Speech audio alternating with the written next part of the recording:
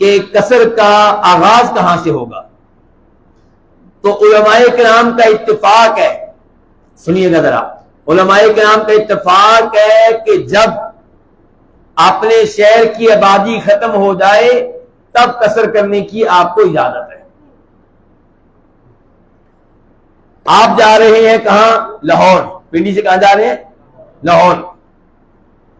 جو ہی پنڈی کی آبادی ختم ہوئی، آپ نے کہیں قصر کی نماز پڑھنا چاہی، آپ قصر کر سکتے ہیں، کیونکہ آپ کا سفر بنیادی طور پہ لمبا ہے، لمبا سفر ہے، اور اس سفر میں قصر کرنا درست ہے، یہ سب کے نزدیک ہے، کیونکہ اتنا لمبا سفر ہے۔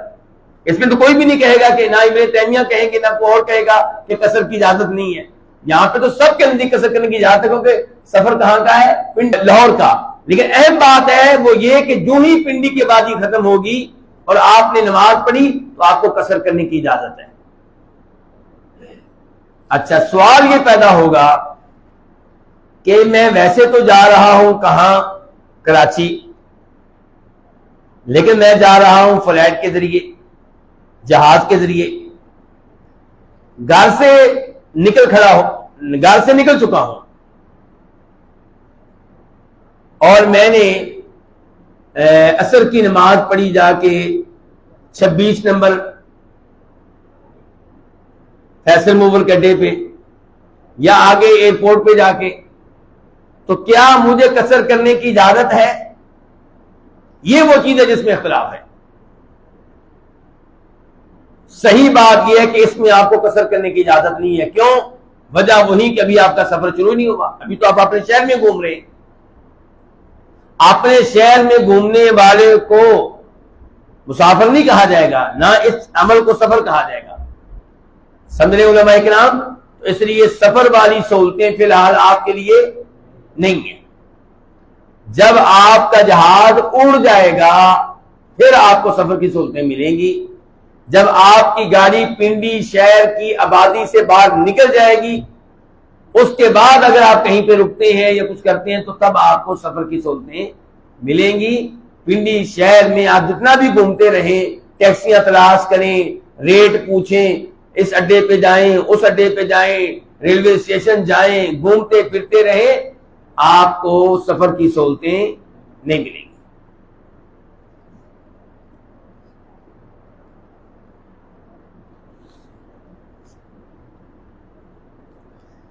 اچھا جی، اس کی دلیل کیا ہے؟ اب اس مسئلے کی جو بھی بیان کیا ہے ذرا توجہ سے سنیے گا، توجہ سے آپ کیا سننے لگے ہیں؟ حدیث کس کی؟ نبی علیہ الصلوۃ والسلام کی۔ تو نبی علیہ السلام کی حدیث کو توجہ دینی چاہیے کہ نہیں دینی چاہیے؟ ویسے تو ہم کہتے ہیں ہم کون ہیں جی؟ دوست ہمارے کہتے ہیں عاشق رسول، اور ہم کہتے ہیں محب رسول۔ وہ ذرا عاشق کا لفظ استعمال کرتے ہیں، ہم ذرا اس کو مناسب نہیں سمجھتے، ہمیں لفظ ذرا اچھا نہیں لگتا کہ اللہ کے نبی اسلام پہ اتنا عجیب سا لفظ استعمال کیا جائے، کیونکہ قرآن میں اور حدیث میں تذکرہ کس لفظ کا آتا ہے؟ محبت کا۔ اللہ کے بارے میں اللہ سے کیا کرنا چاہیے، اللہ کے رسول سے کیا کرنا چاہیے، کس لفظ کا تذکرہ آتا ہے؟ محبت کا۔ عشق کا جو لفظ ہے نا، یہ کوئی مزیدار لفظ نہیں ہے۔ جب وہ کہتے ہیں نا ہم عاشق رسول ہیں تو ہمیں اچھا نہیں لگتا، برا سا لفظ ہے۔ یہ عام طور پہ لڑکی لڑکے کے عشق مشوقی پہ بولا جاتا ہے، ایسے ہی ہے نا، ان کے غلط تعلقات پہ بولا جاتا ہے۔ تو اللہ کے رسول کے لیے کیا بولنا چاہیے پھر؟ محبت کا لفظ، صلی اللہ علیہ وسلم۔ تو یہ حدیث ہے، انس بن مالک روایت کرتے ہیں، کہتے ہیں کہ میں نے نبی علیہ الصلوۃ والسلام کے ساتھ مدینہ میں ظہر کی نماز پڑھی تو 4 رکعتیں پڑھی، اور ذی الحلیفہ میں پہنچے وہاں پہ عصر کی نماز پڑھی تو 2 رکعتیں پڑھی۔ اچھا، یہ بات اب آپ کو سمجھانی پڑے گی، جو مدینہ میں رہے ہیں، جو عمرہ کے لیے گئے ہیں، آج کے لیے گئے ہیں، ان کے لیے تو مسئلہ نہیں اس بات کو سمجھنا۔ کون کون ہیں جو ذی الحلیفہ سے گزرے ہوئے ہیں؟ اور میقات ہے مدینہ کا ذی الحلیفہ، مدینہ کا میقات، جس کو بیر علی بھی کہتے ہیں، ابار علی بھی کہتے ہیں۔ ہاتھ کھڑا کریں نا جو یہاں سے گزرے ہوئے ہیں۔ ماشاءاللہ ماشاءاللہ، اللہ ہم سب کو بار بار لے کر جائے، جو دوست احباب نہیں گئے اللہ ان کو بھی لے کر جائے۔